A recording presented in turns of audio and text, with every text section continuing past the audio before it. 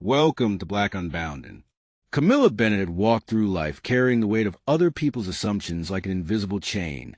But on the morning she pulled her modest, slightly sun-faded sedan into the visitors' parking lot of Willow Heights Preparatory School, she carried something else entirely. A folder that held not just paper, but a lifetime of grit, strategy, and an unshakable refusal to be defined by anyone but herself. And as she stepped out, flats worn smooth at the heel from years of walking, through spaces where she was never expected to belong, blazer pressed but showing its age, natural curls tucked neatly beneath the scarf the way her mother used it before work, she let her gaze rest on the 3-story brick building ahead, a place she had passed countless times as a child when she rode the bus past neighborhoods where manicured lawns and fresh paint seemed to speak a language she wasn't supposed to understand. And yet she had studied every inch of those streets like a map to A. Country she would one day claim, her fingers tightening on the smooth leather folder not because she was nervous. Camilla hadn't had the luxury of nerves for years, but because she knew exactly what would happen the moment she walked in. She had lived enough mornings to predict it like weather. And sure enough, as she pushed through the glass doors into the pristine, floral-scented front office, a woman in pearls and pressed linen, posture sharp as the edges of her clipboard, looked up and, without hesitation, asked, "Drop off for one of the families?" In a tone not unkind but steeped in certainty, the certainty of someone who believed she could see a person's place just by looking, Camilla smiled the kind of smile you perfect when the world has misread you your whole life and replying, "No, ma'am, I have a meeting with Principal Sloan, 9 a.m. The woman's blink a small crack in her confidence as she pointed toward the sign-in kiosk, though another woman in heels leaning against the counter whispered to her neighbor, "I think she's one of the nannies." And Camilla heard it, but didn't flinch because she had grown up in a world of whispers. In East Garden Estates, where every cracked sidewalk and flickering street lamp told you in its own way that no one was coming to save you, where summer nights smelled of hot asphalt and distant barbecue smoke, where the sound of sirens could be either a warning or background noise, and where her mother, a housekeeper who scrubbed floors in other people's homes until her knees ached, would still come home after 12-hour shifts and read to her daughter from library books that smelled faintly of dust and hope, telling her, "You don't just clean other people's houses, baby. You build your own one day, but in your mind first."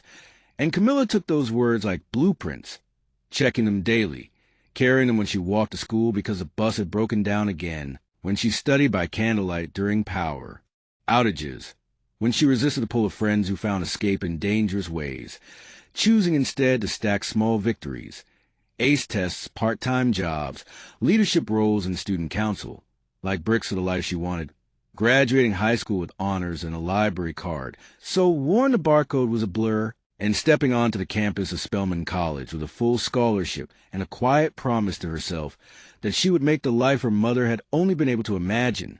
But even with degrees and diligence, the world still greeted her skin before a resume, her first corporate job placing her in a cubicle, while her white peers from lesser schools enjoyed glass-walled offices, her ideas ignored until repeated by someone else, her assertiveness labeled aggressive, and her silence called meek.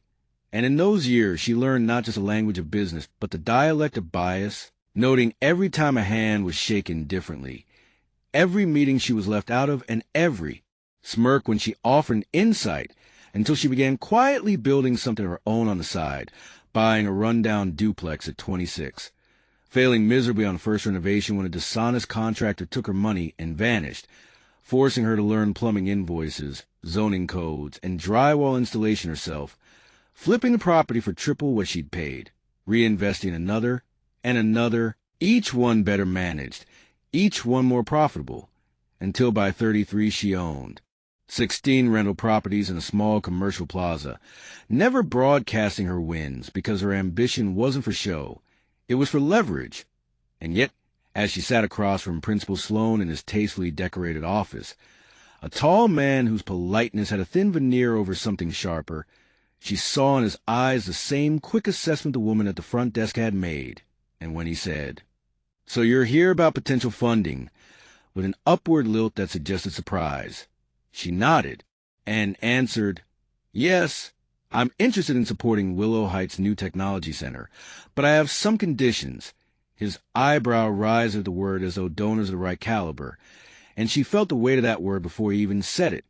Never came with stipulations, and when he finally did say, "It's just, we're accustomed to working with a certain caliber of donor," the word hung between them like smoke, unacknowledged but choking just the same.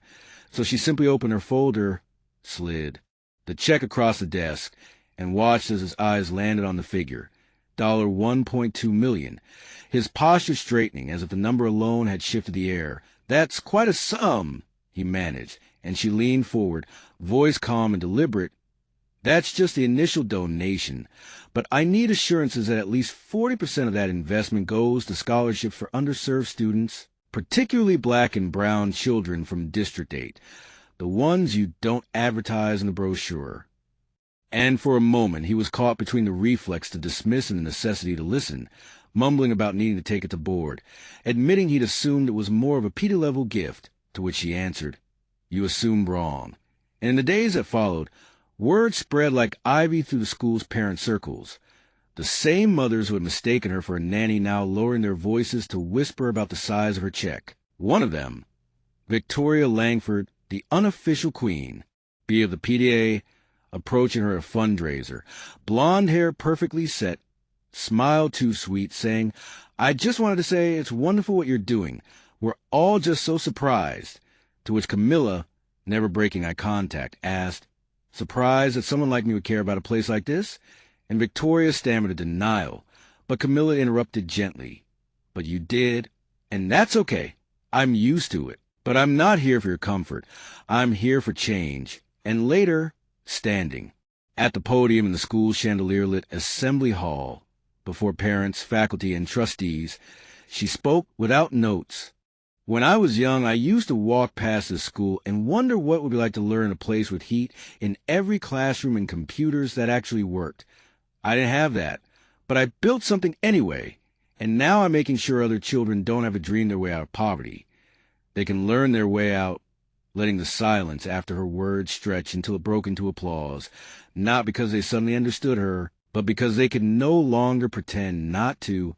And weeks later, watching a group of first graders stream into the new tech center with Chromebooks in hand and joy in their eyes, one little girl turned to wave and say, "Thank you, Miss Camilla." She felt something unclench in her chest, thinking how that child didn't yet know what it meant but one day would. And that night, back in her own home, surrounded by reminders of every risk she'd taken, she pulled her mother's old prayer book from the shelf, a photo tucked inside of her in scrubs, smiling through exhaustion, whispering, "You were the foundation. Now I'm building the rest." And if the world still want to call her a nanny, let them, because they didn't know the chapters she had already written or the empire she had built. And they never imagined she'd be the one signing the checks that would rewrite the futures of children who reminded her of herself. And maybe that was a point. Never let anyone shrink you to the size of their assumptions. Walk into any room like you. Own it, because one day you just might. And when you do, don't seek validation, seek justice. Because sometimes the best revenge is signing the check they never thought you could write. And to those watching right now on Black Unbounden, I thank you from the deepest part of my heart. Because every view, every comment, every shared story is proof that our narratives matter, that they deserve not just to be told, but to be remembered. And if you take anything from Camilla's journey, let it be this. You may be underestimated, mislabeled, or dismissed, but none of that defines you. Only your actions do. So keep building the shadows if you must. Keep your vision sharp, your dignity intact, and when the day comes to show the world what you built, let it be so undeniable they have no choice but to rewrite every assumption they ever made about you. Stay blessed.